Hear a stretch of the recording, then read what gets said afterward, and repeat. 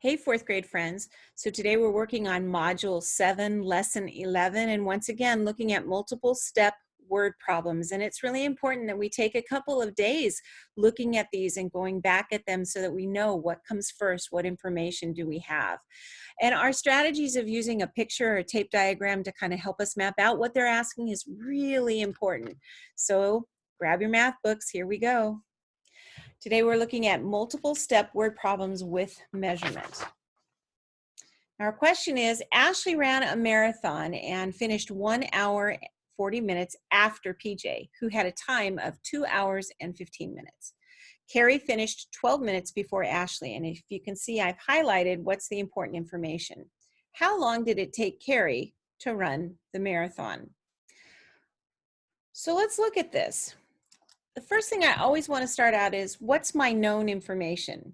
So it says that Ashley ran a marathon for 1 hour and 40 minutes after PJ, who had a time of 2 hours and 15 minutes. So the first thing I know for sure is that PJ ran his marathon in 2 hours and 15 minutes. So that's something I know. And I know that Ashley ran as long as PJ did, that whole 2 hours and 15 minutes, and also ran an additional 1 hour and 40 minutes because it says that she finished an hour and 40 minutes after PJ. So PJ's time plus 140. Carrie finished 12 minutes before Ashley.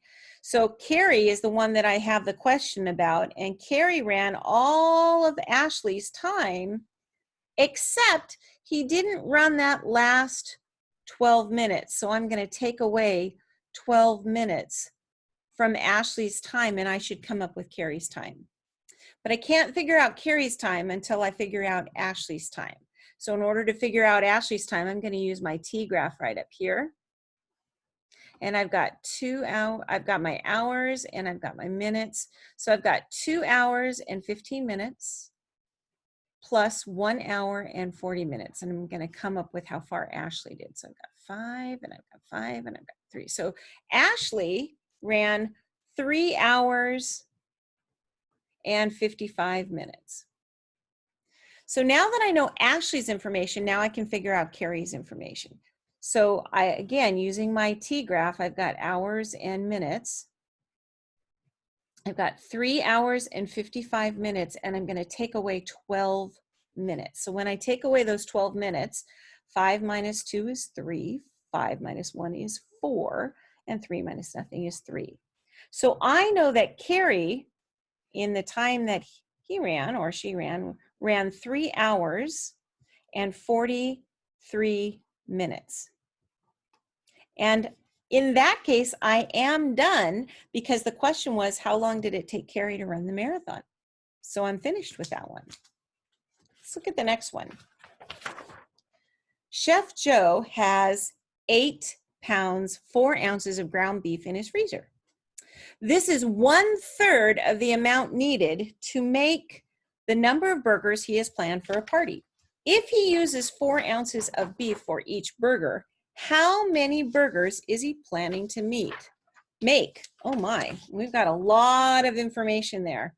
So I guess the first thing I need to do is, I know my known information right here. I know that he has 8 pounds and 4 ounces, and that is 1/3 of the amount he needs. So if that's 1/3 the amount he needs, he has 8 pounds, 4 ounces, and he needs 3 of those because that was 1/3. So 8 pounds, 4 ounces, 8 pounds, 4 ounces.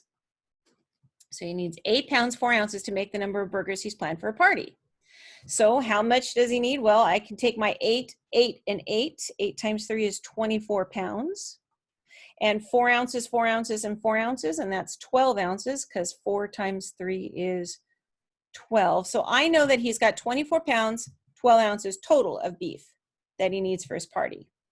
The next part of the question says, if he uses 4 ounces of beef for each burger, how many burgers is he planning to make? Well, I need to figure this out in terms of ounces because it's asking me how many ounces I'm going to need. So the first thing I'm going to need to do now is figure out, well, how many ounces is in 24 pounds? And if you remember, 16 ounces equals 1 pound.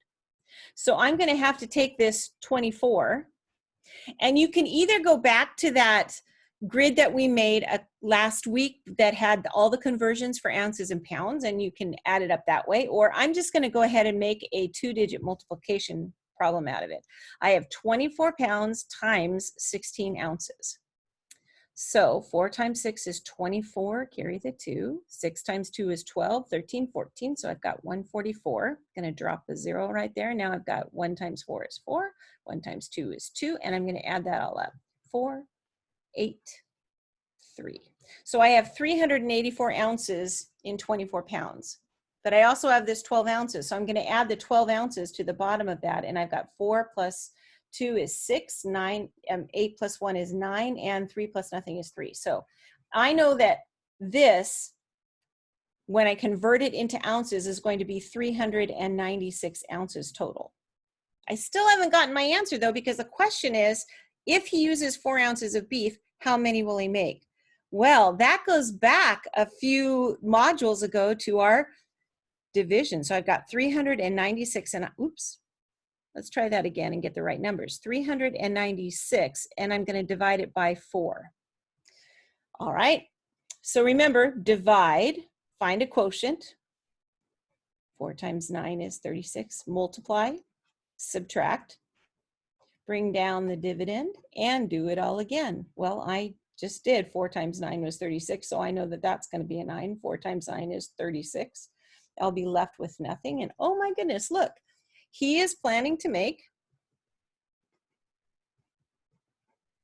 99 burgers because there are 99 times 4 is 396, which is the exact amount of ounces that I need and I have. Let's look at this next question. The concession stand has 18 gallons of punch. If there are a total of 240 students who want to purchase 1 cup of punch each, will there be enough punch for everyone? So let's look at what I know. I have 18 gallons of punch. All right, and there's a total of 240 students.